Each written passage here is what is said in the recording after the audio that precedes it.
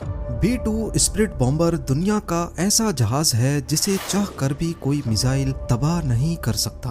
देखने में बेशक ये एक फुटबॉल फील्ड जितना बड़ा लगता है, लेकिन दुश्मन के रडार पर ये सिर्फ और सिर्फ एक मक्खी जितना नजर आता है।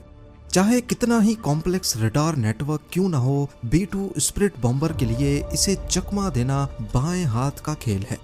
2 अरब डॉलर्स की लागत से तैयार किया गया ये आज तक बनाया गया दुनिया का सबसे महंगा जहाज है। दूसरे जेट्स के मुकाबले में न सिर्फ खामोश बल्कि ये हीट सीकिंग मिसाइल्स के साथ साथ इंफ्रारेड गाइडेड मिसाइल्स को भी आसानी से धोखा दे सकता है।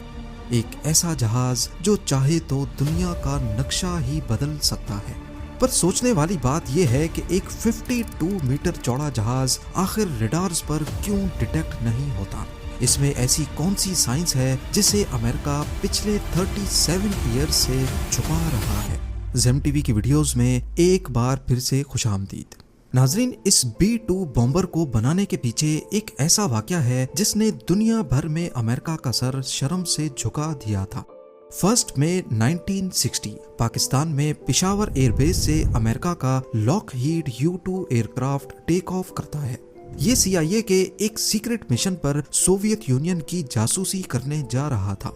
ये कोल्ड वॉर का दौर था जब अमेरिका और सोवियत यूनियन दोनों अपनी टेक्नोलॉजी के जरिए एक दूसरे को नीचा दिखाने की कोशिश कर रहे थे।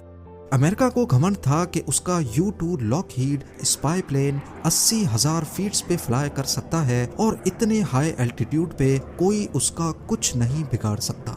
यूएस समझता था कि इतनी ऊंचाई तक USSR का कोई मिसाइल नहीं पहुंच पाएगा। पर जैसे ही ये जहाज सोवियत यूनियन की टेरिटरी में घुसा तो रडार ने फौरन उसे डिटेक्ट कर लिया। पहले तो उन्होंने कई फाइटर जेट्स भेजे और कई मिसाइल्स लॉन्च किए, लेकिन वाकई इतनी ऊंचाई पर हिट करना उनके बस में नहीं था। लेकिन फिर सोवियत यूनियन की मिलिट्री ने अपने S-75 डिवीना मिसाइल को प्लेन पे लॉक करके फायर कर दिया। इस मिसाइल के बारे में अमेरिका को भी पता था, लेकिन उनका ख्याल था कि सोवियत का S-75 भी इतनी ऊंचाई तक नहीं पहुंच सकेगा। पर उसके बाद जो हुआ वो अमेरिका के वहमो गुमान में भी नहीं था। S-75 ने 80,000 फीट्स पे उड़ते हुए U-2 लॉकहीड को इंतहाई परफेक्शन से हिट किया। प्लेन वहां के येकाटेरिनबर्ग नामी शहर के ऊपर गिरा और पायलट ने खुद को इजेक्ट कर लिया। शुरुआत में अमेरिका ने कहा कि ये नासा का वेदर रिसर्च प्लेन था, लेकिन जब सोवियत यूनियन ने कैप्चर किए गए पायलट और U-2 का सर्विलेंस इक्विपमेंट दुनिया के सामने रखा तो अमेरिका की पूरी दुनिया में बड़ी बदनामी हुई। इस वाक़े ने दोनों मुल्कों को ठीक ठाक सबक दिया। इसके बाद रशिया यानी सोवियत यूनियन ने अपने एयर डिफेंस पे काम करना शुरू कर दिया और अमेरिका ने ऐसी टेक्नोलॉजी पर जो रडार के सामने लिटरली इनविजिबल हो जाए। उस वक्त अमेरिका के पास B-52 बॉम्बर्स थे, लेकिन इस वाक़े के बाद ये बात कंफर्म हो गई कि रशियन टेरिटरी में दाखिल होने से पहले ही इसे गिरा दिया जाएगा। यानी अमेरिका चाह कर भी अपने न्यूक्लियर वेपन्स रशिया के खिलाफ इस्तेमाल नहीं कर सकता। और फिर 1976 तक USSR ने ऐसे सरफेस टू एयर मिसाइल बनाए जो 100 किलोमीटर दूर तक भी एयरक्राफ्ट को गिराने की सलाहियत रखते थे, जिनमें S-300 भी शामिल थे।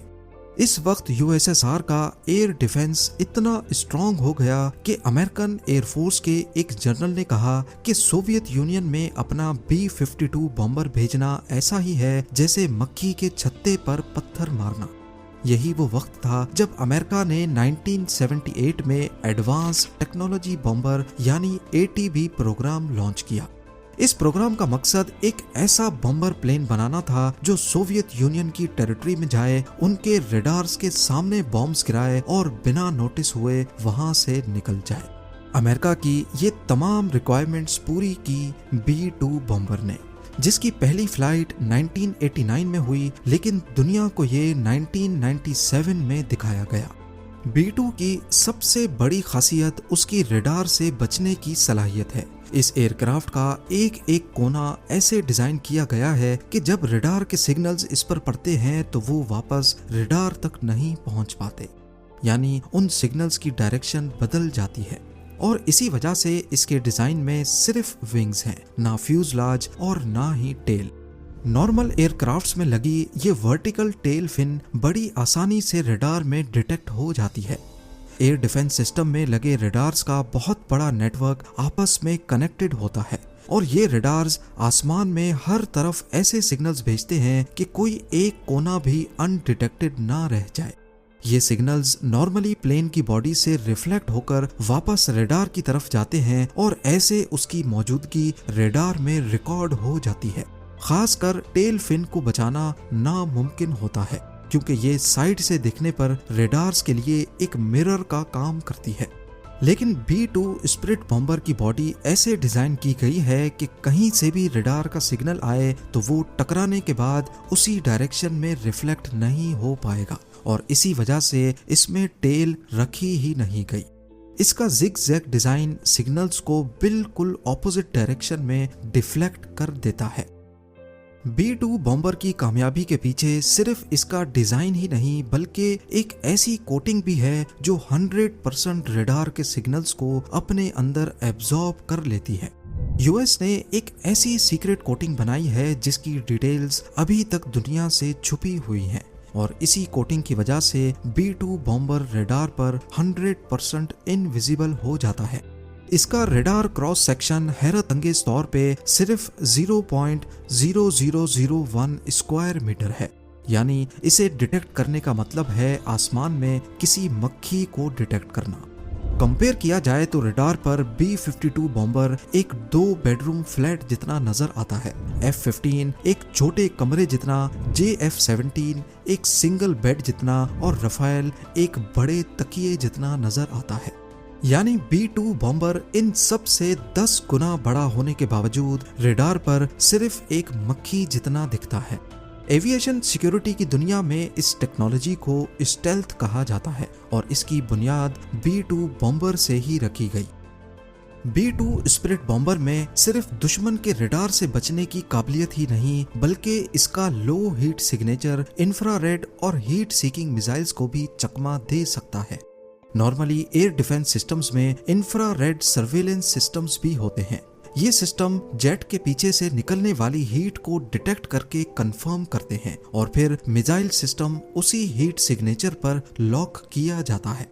लेकिन B-2 बॉम्बर के इंजन इसकी बॉडी के अंदर छुपाए गए हैं। जेट इंजन में कंबस्शन होने के बाद गर्माइश डायरेक्टली बाहर नहीं निकलती बल्कि पहले उसे बाहर की ठंडी हवा के साथ मिक्स किया जाता है, जिसकी वजह से B-2 बॉम्बर अपने पीछे कोई हीट सिग्नेचर नहीं छोड़ता और यही चीज B-2 को दुनिया का सबसे कम हीट सिग्नेचर छोड़ने वाला एयरक्राफ्ट बनाती है।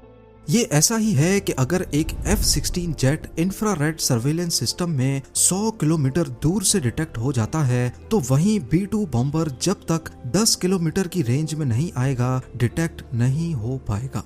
पर ये इतना नीचे उड़ता ही नहीं जो कभी इंफ्रारेड रडार पर भी डिटेक्ट हो सके। B-2 बॉम्बर हैरत अंगेज तौर पे 15,000 मीटर या फिर 50,000 फीट्स पे उड़ने की काबिलियत रखता है। इतनी ऊंचाई पर उड़ने की वजह से ये ना सिर्फ इंफ्रारेड रडार से बच सकता है बल्कि ऊपर एटमॉस्फेयर पतला होने के बायस जहाज पर ड्रैग कम पड़ता है और फ्यूल एफिशिएंसी बेहतर हो जाती है, जिसकी वजह से ये और ज्यादा डिस्टेंस ट्रेवल कर सकता है। अपने फुल टैंक में B-2 बॉम्बर 11,000 किलोमीटर का डिस्टेंस बड़ी आसानी से तय कर सकता है। अब यहाँ आपको लग रहा होगा कि इसका रडार और इंफ्रारेड सर्वेलेंस सिस्टम पे नजर ना आना शायद यही इसकी खास बात है, लेकिन नहीं। B-2 बॉम्बर को असल स्टेल्थ बॉम्बर बनाता है इसका ECM यानी इलेक्ट्रॉनिक काउंटर मेजर्स। B-2 के अंदर हाई टेक ECM सिस्टम्स लगे हुए हैं जो पहले ये देखते हैं कि दुश्मन के रडार की क्या फ्रीक्वेंसी है, फिर उसी फ्रीक्वेंसी पे झूठे सिग्नल्स भेजते हैं जिससे रडार पर B-2 की गलत लोकेशन शो होती है या फिर 20 अलग अलग लोकेशंस पर B-2 नजर आने लगता है, जबकि असल में वो सिर्फ एक जगह ही होता है। ये सिस्टम रडार के सिग्नल को रिकॉर्ड करता है और उसे मॉडिफाई करके वापस भेज देता है। रडार को लगता है कि ये सिग्नल जेन्युइन है पर असल में वो झूठ होता है। और सबसे मजे की बात, ये ECM सिर्फ उसी रडार को गलत सिग्नल भेजता है जिसने उसे डिटेक्ट किया हो। ताकि दुश्मन को लगे कि शायद रेडार में कोई नॉइज या एरर आया है। अगर तमाम ही रेडार्स में गलत सिग्नल भेजे जाएंगे तो दुश्मन को शक हो सकता है। B-2 बॉम्बर की बॉडी में ज्यादातर कार्बन ग्रेफाइट कंपोजिट मटेरियल का इस्तेमाल हुआ है। इस जहाज को टुकड़ों में बनाया गया और फिर इस तरह जोड़ा गया जैसे स्विस वॉच मेकर हर पुर्जे को पूरी परफेक्शन से जोड़ता है। अब आते हैं इसके पे लोड पर। यह हैरानकुन तौर पे 18,000 केजी का बारूदी मवाद उठा सकता है, यानी करीब 15 गाड़ियों का लोड। ये अपनी बेली के अंदर 80 JDAMs छुपा सकता है, जो कि GPS गाइडेड बॉम्ब्स होते हैं, 16 B-83 न्यूक्लियर बॉम्ब्स और 16 AGM-158 जैसम मिसाइल्स, जो कि स्टेल्थ क्रूज मिसाइल्स होते हैं। ये बॉम्ब्स B-2 के इंटरनल बे के अंदर फिट किए जाते हैं और दरवाजा बंद हो जाता है ताकि फ्लाइट के दौरान स्टेल्थ बरकरार रहे।